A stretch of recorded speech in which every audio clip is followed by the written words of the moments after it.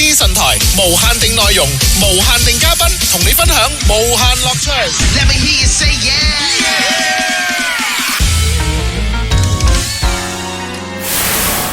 好，繼續新城文化會館啊，周三限定無限定啦，又在係 Michael B， 亦都有我嘅呢位朋友 Jimmy 餐飲達人。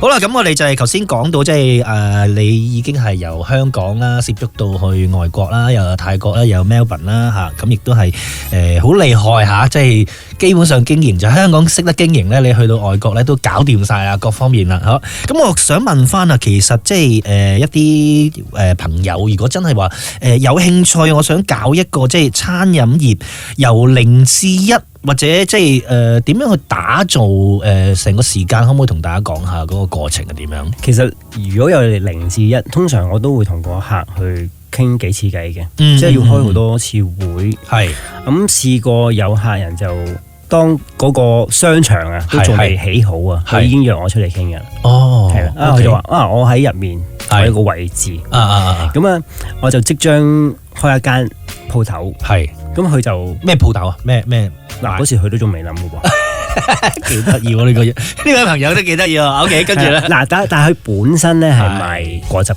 哦 ，OK， 係咁但係如果眼見嗰個商場咧已經去到好高檔，已經去到係1級嘅商場，如果淨係賣果汁咧，係就唔樂觀嘅。樂觀嘅係啦，咁你就要同客人去 download 佢究竟佢而家諗緊啲乜嘢。哦，咁試過嗰個客人佢係素食者嚟嘅。OK， 係啦，咁素食者嘅時候就會要問多啲，究竟你想開素食餐廳啦，係啲咩類型啦，想賣啲乜嘢 item 啊，去開好多次會去慢慢去吸收佢究竟想做啲乜嘢。因為有陣時人客佢太多 idea，係你亦都要同佢分析有咩係做得到，有啲係做唔到，可能性係啲咩咧？咁最終佢開到嘅好生意添。哦，係啦 ，OK， 咁其實即係你前期嗰個 preparation 真係做得好好喎，要係嘛？要嘅，咁同埋我哋亦都要同佢計到清楚，譬如佢成個營運租金，佢要去自己計數啦。租金嗰個 food cost 計裡面佔幾多？佢可以有幾多？每日如果我要交到呢個租，我起碼每日要做到幾多生意？咁生意裡面我哋要每一個營業額裡面嗰個 sales mix 裡面要買啲乜嘢先可以？譬如我每日要做2萬蚊，究竟我食嘅嘢賣幾錢？係係喎，呢樣嘢真係幾多錢？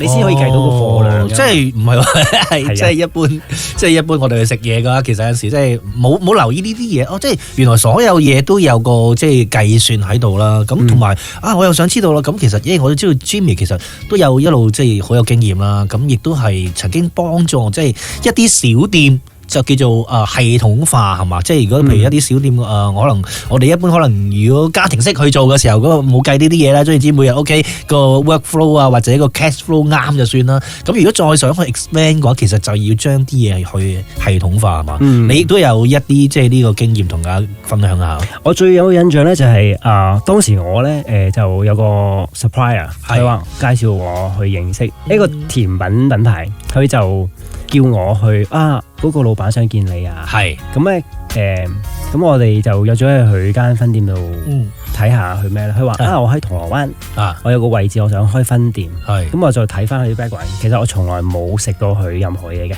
但係我記得我之前做甜品連鎖嘅時候咧，我個老闆都叫我去呢個地方試下啲嘢，咁我覺得應該佢啲嘢都唔差，都 OK 嘅。咁我睇過晒啲嘢，佢實在太精緻啦，所有嘢。譬如佢一本 menu 咧，佢有100樣嘢，係啊，佢乜都做到，係啦。但係咧佢個地段可能已經局限咗，佢就係做街坊生意。嗰時我記得係天后啊，係天后，但係佢下一個位置就喺銅鑼灣。咁我哋最終咧就喺佢個 menu 裏面抽咗最好賣嘅1/4，再加一個最新嘅產品。係咁當時咧，嗰個老闆就話我最近咧好中意食刨冰啊。係啊，我話咁我哋不如做呢樣嘢啦。咁點做啊？就係幫佢揾方法咯，揾方法係啦，揾儀器啦，幾得意喎呢樣嘢，材料啦，點樣做啦。OK， 結果咧我哋真係成功咗喺銅鑼灣扎根，兼且佢而家咧已經開到第4間分店啦。係啦。但係我哋當初咧，我哋去開呢個會嘅時候咧，係佢所有嘢都冇一個 recipe， 即係咪嗰啲亂晒啦？即係冇乜點整理過，不過就即係做得叻嘅。但係好需要，但係我記得當你一個品牌，你第一日開張，只要你做得好，係有人流有氣氛，係實有人走埋嚟問你可唔可以分店啊？會咁樣噶？有時有遊客會走埋嚟話，馬來西亞想開分店啊，好多人都會咁樣。OK，明白。但係最重要，你係開嗰陣時，你所有嘢要齊備，係你做到個效果咯。係啦。咁結果呢個客人到今日都仲係會去好專注做佢嘅嘢。係。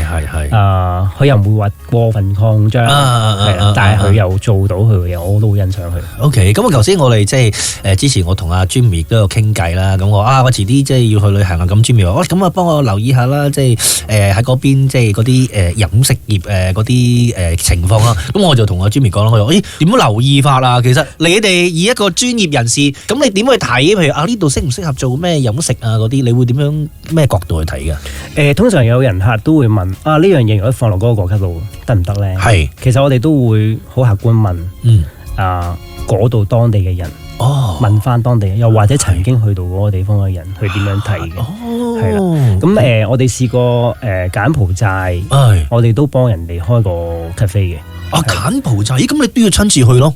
係啊，梗係冇得言語控制咯。但係個人客就因為柬埔寨佢嗰個消費力都好強。係聽過係越南嗰邊都好似係㗎。係啊，我哋當時去佢cafe 開始起飛，係嗰個成個經濟都起飛，都仲未有啲大嘅連鎖咖啡，已經有啲台茶啦，有啲佢哋當地咖啡已經開到成個城市，成個氣氛係好好嘅。咁用咗幾多時間啊？上次去搞呢個即係咖啡喺柬埔寨。如果我哋當地有人去接洽啦，有人去做operation 咧，根本我哋就係幫佢引下去睇地段，去揾適合嘅一個 team 去幫佢做咧。其實都係3個月㗎啦，都係即係因為你咁又係唔可以拖得太長㗎啦。有冇啲搞得好耐嘅時間？我想即係問下。冇錯，我最近喺 Melbourne 翻嚟啦，我發現當地真係會可以搞耐啲。